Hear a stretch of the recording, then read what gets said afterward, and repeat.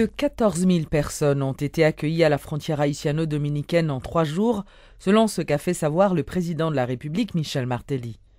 Le président a aussi profité pour fustiger le comportement de certains secteurs qui utilisent le dossier de rapatriement pour faire de la politique.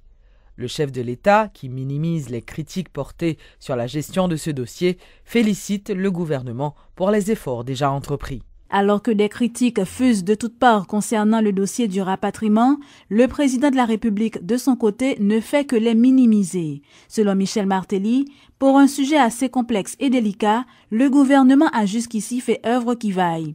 Pas de temps pour se laisser intimider par les reproches de ses détracteurs, a fait savoir le chef de l'État qui en a profité pour fustiger leur comportement. En fait, le secteur qui a critiqué, ça non habitué à ça. Et en général, monde c'est critiquer seulement. Moi, je dis que tout le monde veut prendre un dossier dominicain, tant que c'est lui seulement qui gagne. Il faut me dire que sous le dossier rapatriement, c'est chaque jour que nous recevons un monde de tout pays. Pendant que Dominicain n'est pas trop jamais voyé monde ban nous, nous avons recevoir avion monde qui saute Bahamas, personne ne va dire. Donc tout le monde prend un dossier dominicain pour ne pas la faire par eux, pour la politique par eux. Il critique et nous travaillons à laisser entendre le président de la République tout en gardant son optimisme et sa positivité. Ce qui est souhaitable, c'est de pouvoir accueillir les migrants dans la dignité, n'a de cesse de répéter le chef de l'État. En l'espace de 3 jours, plus de 10 000 personnes ont été reçues à la frontière haïtiano-dominicaine, a révélé Michel Martelly. On a dit que la République d'Haïti, encore une fois, t'es paré, parce que sous 3 jours, recevoir 10 000 personnes, c'est déjà en crise. Dans ce sens, je veux féliciter le Premier ministre, le ministre des Affaires sociales, le directeur FAES, le ministre intérieur, et tout le monde qui est sous la balle, que chaque matin, sous frontière, il y a recevoir les gens. Le ministre de la Communication, qui fait des déplacements avec eux, qui fait en sorte pour nous recevoir les gens. J'aime dire dans la dignité. Certainement, 10 000 personnes, puisque nous sommes parés. Nous avons dit que jusqu'à date, nous avons géré. Aucun chiffre exact n'a été donné en ce qui concerne le nombre de personnes qui seront rapatriées à terme en Haïti. Ce qui constitue une préoccupation certaine, reconnaît Michel Martelly. Parti en face à qui c'est la République dominicaine, n'a pas jamais dit nous exactement combien de monde est compté. Vous retournez dans nous. Ça mettait nos positions côté que même là nous voulons préparer, nous n'avons pas d'informations. Et nous connaissance, c'est pouvoir, c'est leur information qu'on a bien travaillé. Donc nous-mêmes, avec tête par nous, capacité par nous, on a fait le maximum. Entre espoir et confiance, de nombreux observateurs incertains demeurent préoccupés quant à l'avenir de ces Haïtiens en situation irrégulière.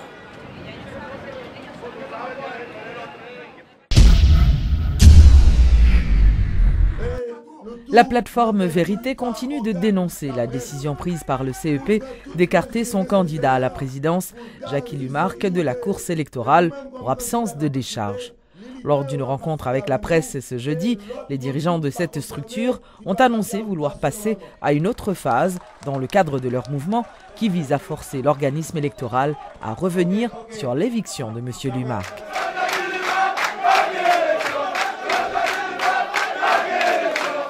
En présence de dizaines de supporters en effervescence, des candidats au poste législatif sous la bannière de la plateforme Vérité se sont fait porte-parole de Jackie Lumarque, absent à cette deuxième conférence de presse de la semaine. En effet, tous ont pris la défense du candidat à la présidence, de leur structure politique, arguant que le recteur de l'université Quisqueya n'a jamais été comptable de deniers publics.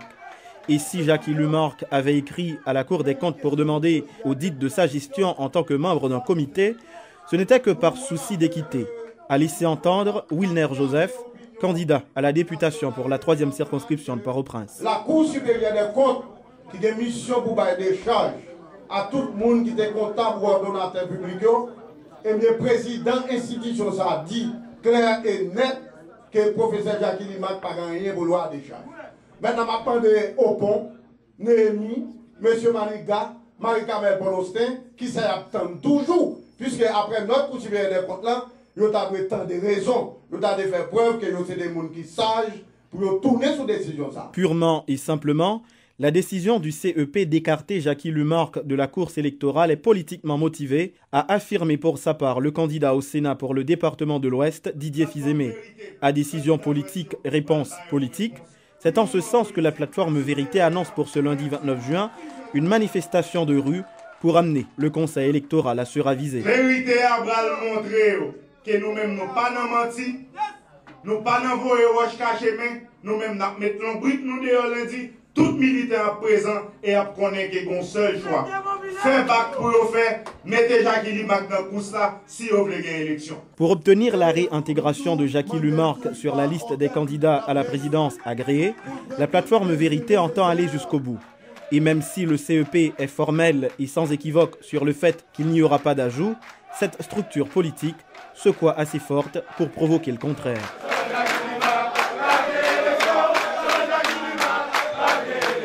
Il n'y a pas que la plateforme Vérité qui met la pression sur le conseil électoral de Pierre-Louis Oppon. Durant cette même journée du jeudi, le collectif des candidats exclus a organisé un sit-in devant les locaux du CEP à la rue Stéphane Archer, à Pétionville. Sous le regard passif de la police, le collectif a symboliquement chanté les funérailles du conseil électoral provisoire.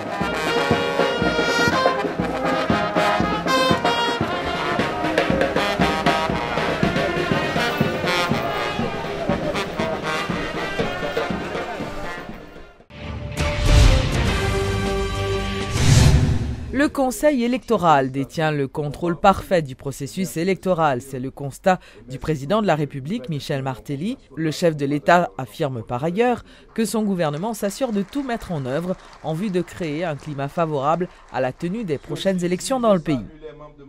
Il a fait ces déclarations alors qu'il participait à la remise officielle du livre blanc sur la sécurité et la défense nationale élaboré par le ministère de la Défense.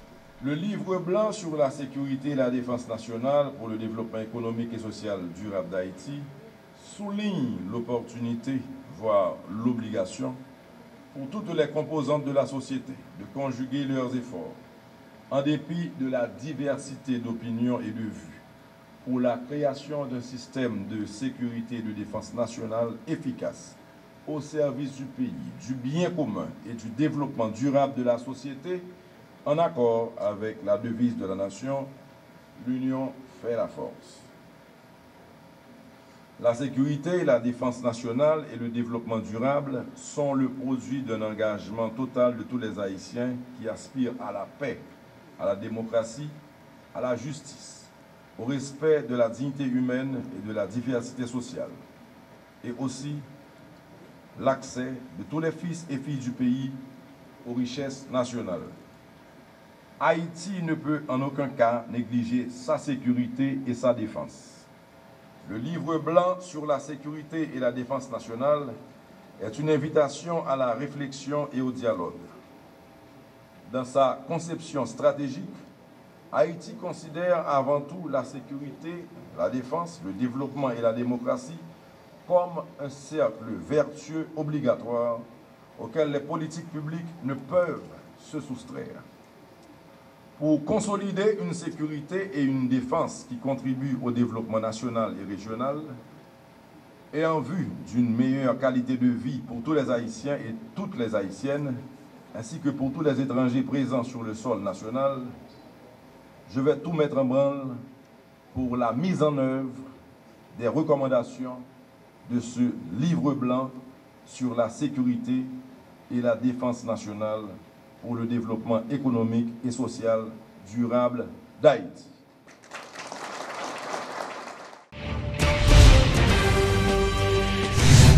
La Commission épiscopale nationale Justice et Paix, la JILAP, met en garde les candidats qui seraient tentés de créer une atmosphère de violence pendant la période électorale pour s'accaparer du pouvoir.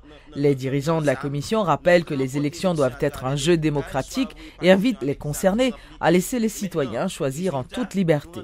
Par ailleurs, la JILAP entend placer les autorités face à leurs devoirs.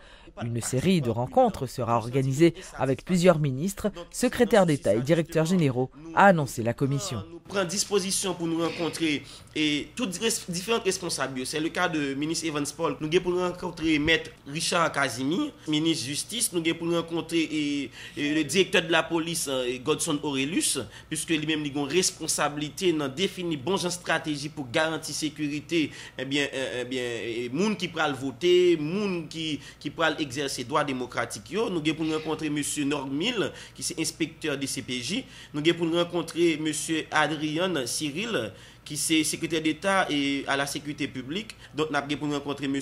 Fritz Jean-Louis, ministre délégué auprès du Premier ministre qui charge de question électorale là, pour nous regarder qui stratégie sécurité qu'a définie dans la question électorale là. Nous avons pour nous rencontrer secrétaire d'État à la réforme de la justice là. Parce que nous croyons que je ne dis si il y a autant de problèmes, de criminalité, il y a des gens qui ont tué des gens en veux-tu en voilà et pas puni, c'est parce que justement il y a des problèmes dans la justice là. Et pas oublier Gilles Lap à travers participation dans la réforme de la justice dans le forum citoyen. Il y a des recommandations clairement qui fait dans la question de justice là. Donc c'est ensemble autorité ça, ok bien, n'a passé rencontrer, passé dialoguer avec eux, passé attirer attention sur le fait qu'il y a un travail qui fait, réalité est claire et n'a promettre une statistique, n'a promettre un document qui dit voilà et comment ils même vont prendre des mesures vraiment par rapport avec l'élection ça, contexte électoral ça, par rapport avec tout problème social là, qui mesure pour permettre que effectivement la vie moun respecter, dignité et droit moun respecter dans le contexte ça. Le président du syndicat de l'hôpital de l'Université d'État d'Haïti, Wilfried Etienne, dénonce l'inaction du ministère de la Santé publique. Le mauvais fonctionnement de la morgue ainsi que la fermeture du laboratoire, entre autres, ont de graves conséquences sur la bonne marche de l'HUEH. L'hôpital là, il y a un problème matériel roulant. Pas d'ambulance. C'est 3 bus pour nous gagner. Pour transport employé, il y a un seul bus qui dessert Circuit Carrefour, Delma, Pétionville. Ensuite, nous avons un salaire employé. Comme la petite en pile, ils payent employé entre 11 000 et 14 000 gouttes. Et la vie à cher pile. Manger tête nègre, l'école tête nègre. Nous avons un cola ici à l'hôpital là, qui est en panne depuis samedi 13 juin tout passé là. Il n'est pas réparé. Ça cause un pile problème. Nous avons toilettes dans le niveau pavillon résident dans l'hôpital militaire, qui est en annexe à l'hôpital général. Il y a problème de toilette, problème de l'eau, panne courant depuis le 17 juin dernier. Nous avons morgue la camp. C'est le même qui a apporté plus d'argent, beaucoup d'argent dans l'hôpital. Nous avons radiologie.